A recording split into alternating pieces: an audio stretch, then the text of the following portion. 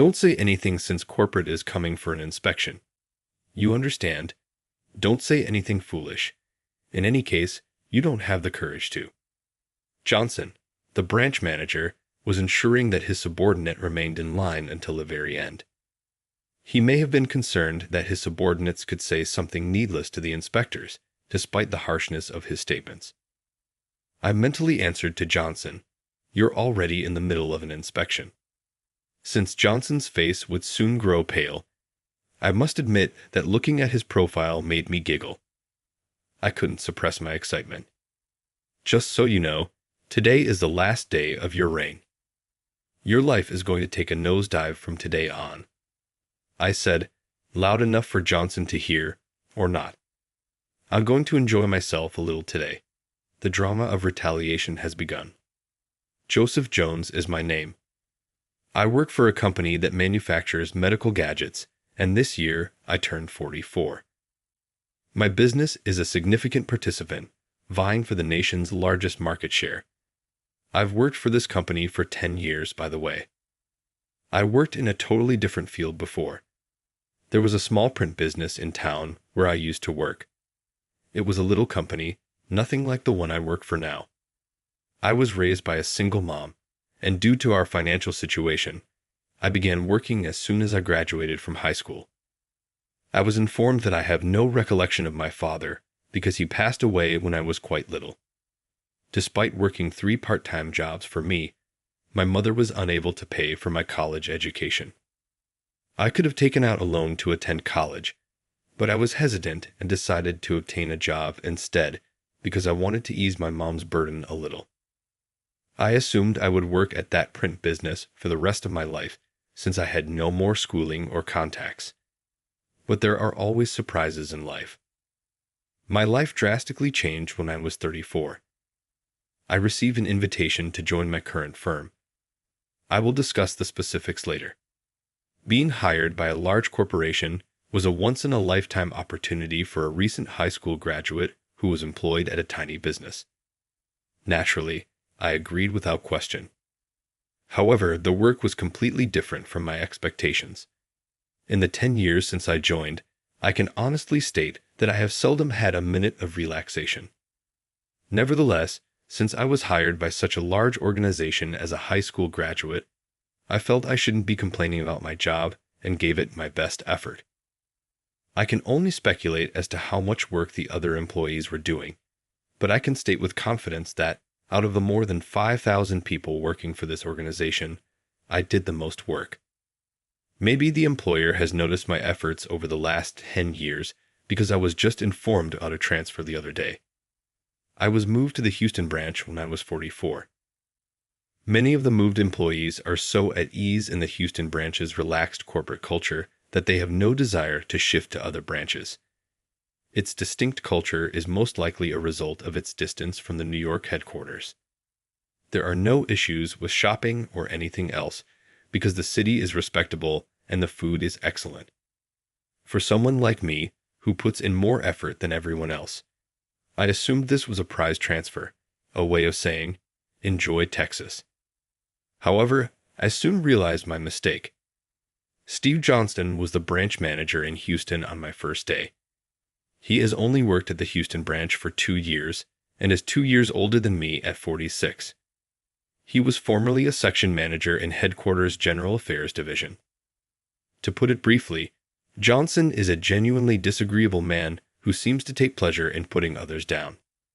He gets very upset and chastises people for more than an hour when they make a mistake. How can you work here without feeling ashamed after making such a minor error? Is your salary being stolen by a thief? How about you give up by tomorrow? That was how he would continue to nag. Everybody makes mistakes from time to time. Johnson seems to have nothing better to do than point out even the smallest errors and shame others for them, regardless of his opinion. I was shocked to hear from someone at headquarters that they never wanted to leave the Houston branch because it was such a comfortable place to work. I was eager to return to headquarters by the first day. Apparently, though, this was the situation before to Johnson's arrival. The environment at the Houston branch has apparently deteriorated since he arrived. I couldn't believe someone like him had been promoted to branch manager, but apparently, Johnson is the nephew of an executive. Everyone said he got in through connections and was promoted solely because of nepotism. Seeing him in person, it all made sense. It was pure nepotism. However, because of his difficult personality, he was transferred to a branch far from headquarters. The top brass at headquarters probably wanted to keep Johnson out of sight because he was so hard to deal with. From the perspective of the Houston branch staff, it was a huge inconvenience, but it showed how much trouble he was for the higher-ups. As someone who loves to look down on others, Johnson found me, a high school graduate, to be an easy target. From my first day, he asserted his dominance and insulted me relentlessly. "So you're Joseph, the guy starting today." I looked at your background. Just a high school grad and a mid-career hire too. I'm shocked our company would hire someone so obviously dumb. Sure, I was a high school grad and a mid-career hire, but this was the first time anyone had ever made an issue out of it. In my experience, people are typically judged by their current performance, not their past. Digging up the past serves no purpose and has no benefits. You're right, branch manager, but is there a problem with that? I quickly shot back. I regretted it, but I had just spoken my mind, and it was more of a question than a rebuttal. So, I thought it would be okay. However, branch manager Johnson seemed very offended that a subordinate would argue with him, and he got angry. You seem to be mistaken. But in a company, the boss's word is absolute, especially for someone like you with just a high school diploma. All you need to do is say yes to everything I say. What nonsense. Does Johnson even know what era we're living in? However, he seemed to genuinely believe what he was saying, and when I tried to argue, he intimidated me with a glare. I thought that if I said anything more, I'd get scolded 10 times worse, so I stayed silent. It seems you finally understand. High school grads are really slow to get it. By the way, what's with your hairstyle? Get it cut short by tomorrow. Johnson seemed satisfied after venting and returned to his seat. But what was with the comment about my hairstyle? My hair isn't that long, and this was the first time in my life anyone had pointed it out. Just to be sure, I asked my colleague at the next desk what they thought of my hair. There's absolutely nothing wrong with it. He probably just wanted to complain. He always adds an extra complaint at the end. He probably forgot he even said it, so just ignore it. It seems Johnston likes to nitpick other employees too. I initially planned to get a haircut after work to avoid further comments, but my colleague's words made me forget about it. Even though I didn't change my hairstyle at all, Johnson never mentioned it again. Clearly, he was just nitpicking whatever caught his eye. What a petty person. Since then, Johnson has kept picking on me with trivial complaints every time we talk. What's with that pale face? You look like a sick person. It lowers the morale of the team. Why don't you quit and stop being a burden to your colleagues? No one else thought I looked sick, so this was just another one of Johnson's baseless accusations. This happened almost every day. If I tried to avoid him, he'd come over and spew insults anyway. He'd only return to his seat once he felt satisfied. But I really wished he wouldn't bother me every day. I wondered if he had nothing better to do. Since I came to the Houston branch, I haven't been able to do any meaningful work because of Johnson's orders. Originally, I was supposed to work on reducing unnecessary expenses for the Houston branch, but that was completely out of the question. A high school graduate handling cost reduction? I can't allow such a pointless task. You'd just do a sloppy job anyway. Stick to menial tasks. He'd assigned me to trivial duties like collecting trash, making copies, and serving tea. I was even made to run personal errands for Johnson. Go get me coffee from the corner shop. Oh, and we're out of toilet paper at home, so maybe the supermarket is better. Not that it matters if you're not here, but I'll probably have more menial tasks for you, so hurry back. At this point, I was essentially Johnson's servant. My manager and colleagues thought it was a problem and spoke up to Johnson, but he wouldn't listen. When they persisted, Johnson got angry and verbally abused them too, defending a high school grad with no education. I'll see you at his level. If you want to join him in menial tasks, be my guest. This was pure intimidation, but Johnson believed he could do whatever he wanted at the Houston branch without consequences. The manager got angry at his tyranny, but I couldn't let this cause more trouble for everyone, so I calmed them down. The toxic atmosphere at the Houston branch was entirely Johnson's fault.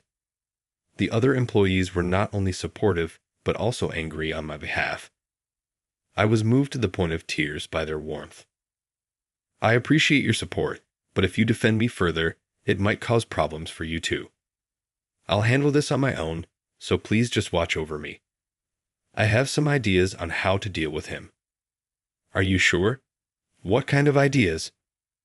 I can't say now, but I won't let him do as he pleases. I'll make him regret underestimating me. When I said this with confidence, the manager was convinced. Seeing your face, it looks like you're fine, but don't push yourself too hard. If you need help, don't hesitate to ask. The manager was considerate even to me, a new employee at the Houston branch. I felt I shouldn't worry someone like that, so I firmly resolved to handle things on my own. Of course, I was confident I could manage it.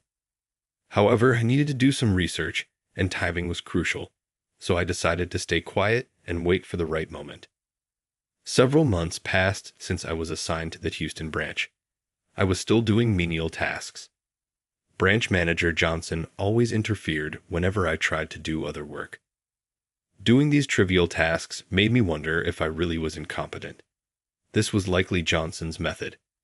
He would push those he disliked to the edge, forcing them to quit on their own. However, I would never quit voluntarily. That would be exactly what Johnson wanted. Besides, I couldn't leave until I made him regret underestimating me.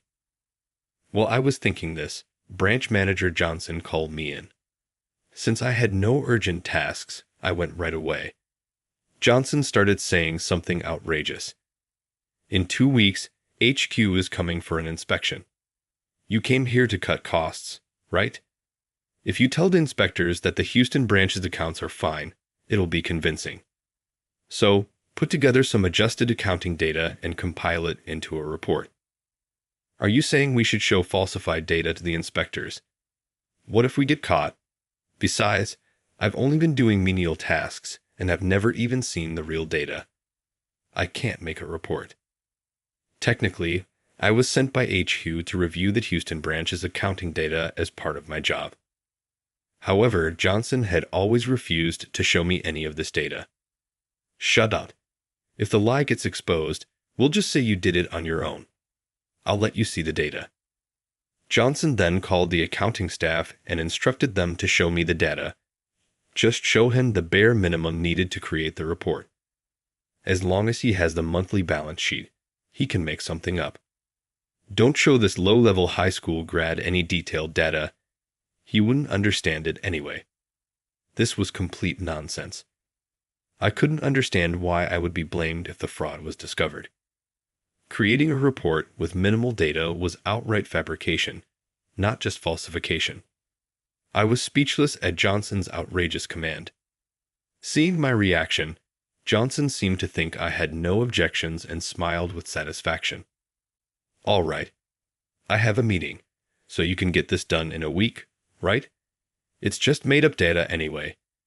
Even if it's fabricated data, making a report that won't raise any suspicion from the inspectors requires thorough scrutiny. There's no way I can create a foolproof report in just a week, I thought. However, I decided to agree. Understood. I'll have it ready in a week. That's a good response for a high school grad. Well, get to it.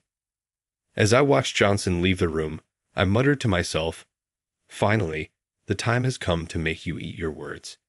In 2 weeks, you'll be in hell. My voice was a bit louder than intended, and Johnson turned around, but he didn't seem to catch what I said. Did you say something? Probably something stupid. If you're talking to yourself, it's a sign you're losing it. Go see a doctor. It's quite something that he can throw out insults without even hearing what I said. There's no need to pity someone like him. I felt no guilt about dragging him to hell. I immediately began working on the report. However, I didn't just create the fake report Johnson wanted. I decided to make 2 sets of reports. One set contained the fabricated numbers that Johnson requested, and the other set had the accurate data. I already knew what I was going to do with these reports. To do this properly, I needed to verify the correct data. I asked the accounting staff if they could show me the accurate expense data for the Huan branch. But if the branch manager finds out, who knows what he'll do to me? I can't. Are you going to keep obeying him forever? If we get caught, I'll take all the blame. Besides, it actually won't be a problem even if he finds out. I whispered to the accounting staff about what I was planning to do. Really? But if you do that, Johnson will hate you, and who knows what he'll do. When I whispered again, the accounting staff was shocked but promised to help me. Immediately, I could create an accurate report. Johnson's trip to hell was certain. 2 weeks passed. Today was the day HQ was coming for the inspection. Of course, I had already submitted the fabricated report to Johnson. Johnson planned to hand the falsified report to the inspectors without batting an eye. Everyone, HQ is coming for an inspection, so keep your mouths shut. Don't say anything stupid, got it? Not that you have the guts to anyway. Even at the last moment, Johnson was warning his subordinates to stay quiet. We're already in the middle of an inspection. I silently retorted to Johnson in my mind. Honestly, seeing Johnson's profile made me want to laugh, thinking about how his face would soon turn pale. I couldn't help but feel excited. Just so you know, your reign ends today. From today on, your life will plummet. I muttered this just loud enough that Johnson might hear, or might not. Today, I'm going to have a bit of fun myself. The revenge drama begins now. Nice to meet you. I'm Richard, the leader of the inspection team. Let's get started. First, we'd like to check the Houston branch's accounting for the past year. Do you have the reports? As Richard said this, Johnson handed over the report. We'll read through the report, so please lend us a conference room. Make sure no one enters while we're checking. With that, the inspection team entered the conference room. Johnson felt relieved after handing over the fabricated report. I decided to act. At that moment, I headed toward the conference room. Of course, Johnson, worried about the inspection, was glancing at the conference room and quickly noticed my move. Immediately coming over, he asked, "Hey, what are you doing? You're going to disturb the inspectors. Didn't they say no one should enter?" "Yeah, they did, but I forgot to give them an important document. I'll just hand it over. Don't worry, I won't say anything stupid." I smirked at Johnson, which made him furious. He didn't like seeing the usual target of his ridicule looking confident. This reaction was part of my plan, and his outburst only made me grin wider. Seeing this, Johnson got even angrier. "You're a load-educated fool. Stay away from the inspectors. Go sit somewhere far away, or better yet, go home. Just keep your mouth shut." I promised I won't say anything, but if they're missing a document, it would be troublesome for them. I'll just give it to them.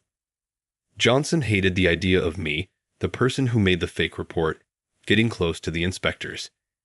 He was worried I might reveal the truth. In that case, I'll give it to them.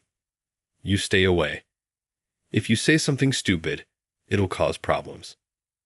As we argued, it seemed our voices were heard inside the conference room, and Richard came out. Naturally, since we were raising our voices right in front of the door. "What's going on? If you need to talk, could you do it somewhere else?" Richard glared at us as he said this. I'm sorry, but he was trying to do something strange, so I was warning him. As the branch manager, we'll move right away. Please continue reviewing the materials. Johnson tried to appease Richard with polite words. However, I took the opportunity to silently hand over the additional documents to Richard. Having heard our conversation, Richard thanked me and accepted the documents. Thank you. So you forgot to hand these over earlier.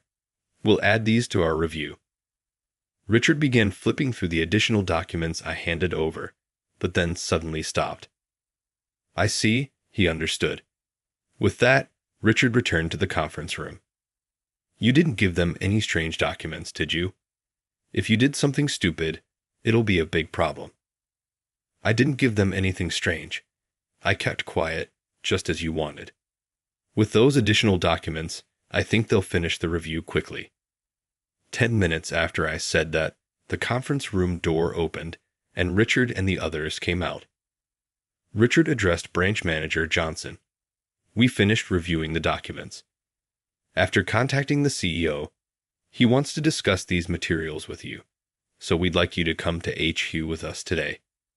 Can you come with us when we leave today? That's quite sudden. Can't it be tomorrow? Being called to HQ immediately after reading the documents was unprecedented, so Johnson was understandably shocked. No, since we're here, let's go together. We don't have any questions about the documents, but the CEO wants more details. Thank you. The words were polite, but the tone left no room for refusal. Realizing this was serious, Johnson approached me with a furious look. You must have included something strange in those additional documents. There's no way they finished the review so quickly. You definitely. As Johnson started complaining to me, Richard interrupted. We're leaving right away, so let's go.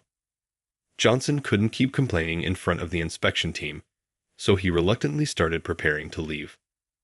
However, he suddenly had an idea and made a proposal to Richard. The person who created these documents is my subordinate Joseph, who handed you the additional papers. It would be smoother if he came along to explain. Hey, you're not busy, right? Don't say you can't come. The unnecessary comment about being not busy was typical, but I had already planned to go along, so it wasn't a problem. That's fine. Since I made the documents, I'll take responsibility if there's anything wrong. Hearing my words, Branch Manager Johnson beamed. Even if I hadn't said anything, he probably intended to shift all the blame onto me.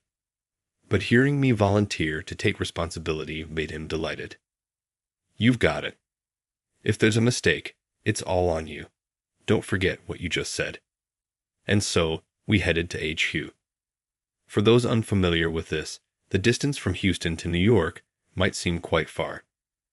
Indeed, it takes about 5 hours by bullet train, but less than 2 hours by plane.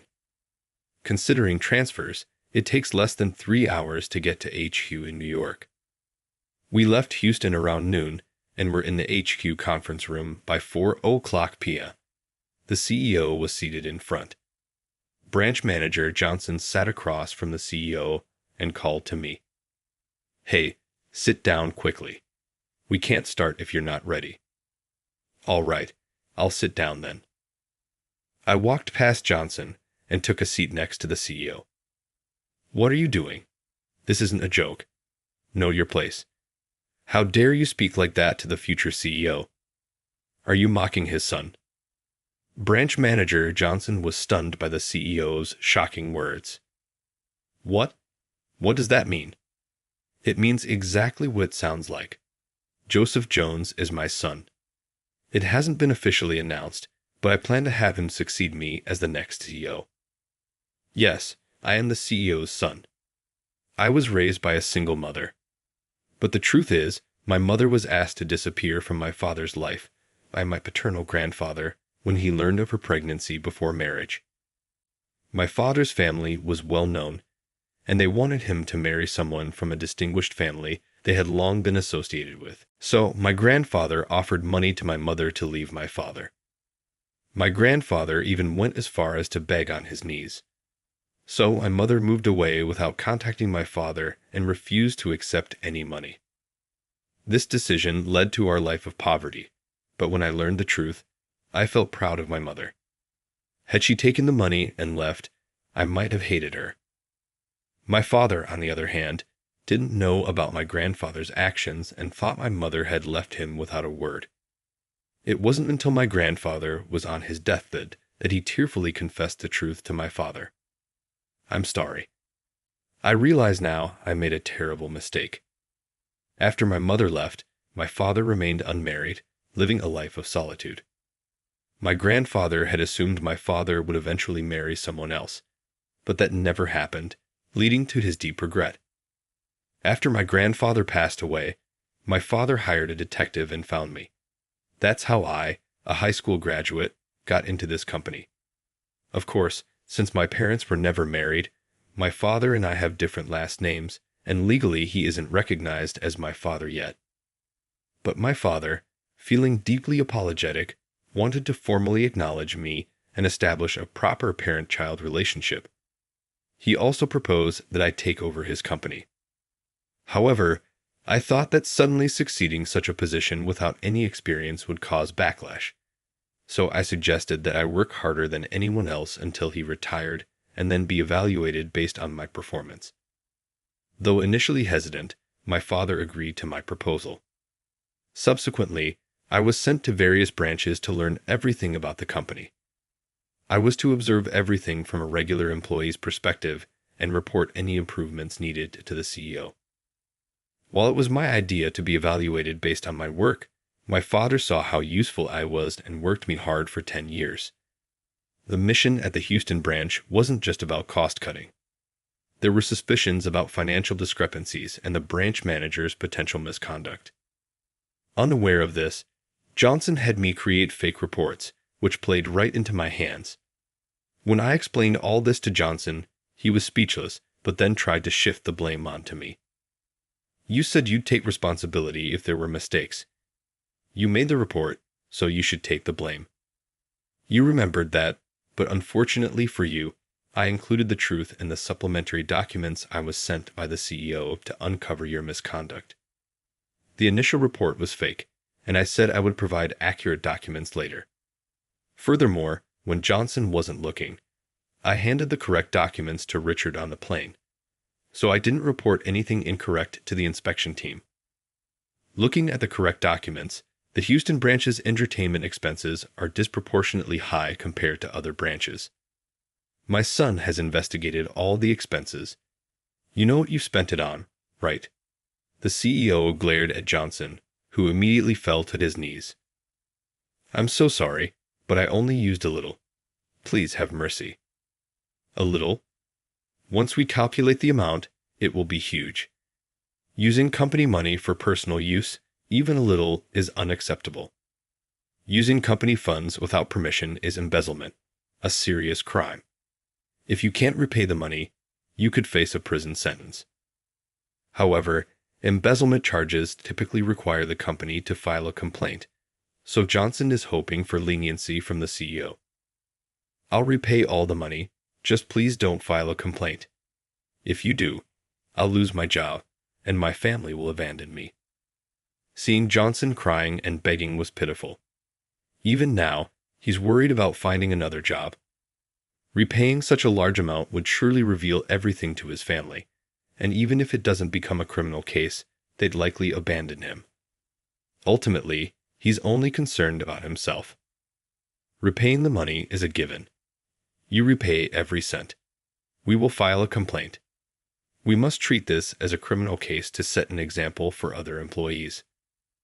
Branch manager Johnson listened to those words with a look of shock. Later, when we calculated the amount of money he had embezzled, it became clear that he could never repay it in his lifetime. Naturally, he couldn't repay the money, so he sold his house and exhausted all his savings. Yet, he still had enormous debts.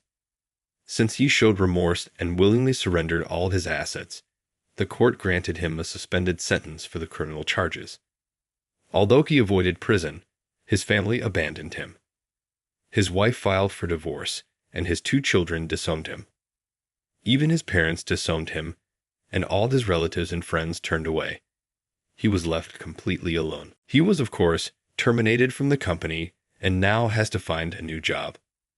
However, the rumor of his embezzlement spread quickly, making it nearly impossible for him to find employment.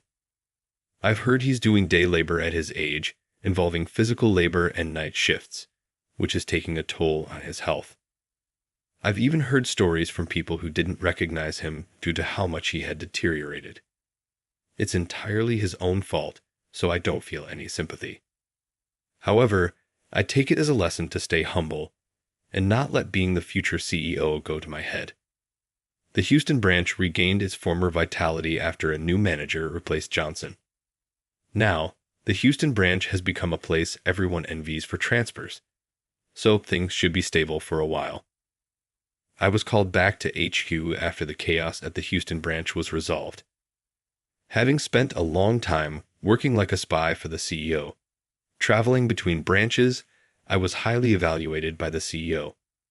He suggested we formalize our father-son relationship, feeling that I had genuinely contributed to the company with the Houston branch situation. I accepted the proposal. Thus, the CEO and I officially became father and son. At the same time, the CEO promoted me to the position of director. He also introduced me as his son to everyone, making it known that I am the next CEO. It seems I am truly going to become the CEO of this company. It's like a dream, and I still can't quite believe it. But for now, I want to give my all as director until the CEO retires. If I can contribute to the company's profit, the transition to CEO will naturally be accepted. I intend to make the most of each day until then.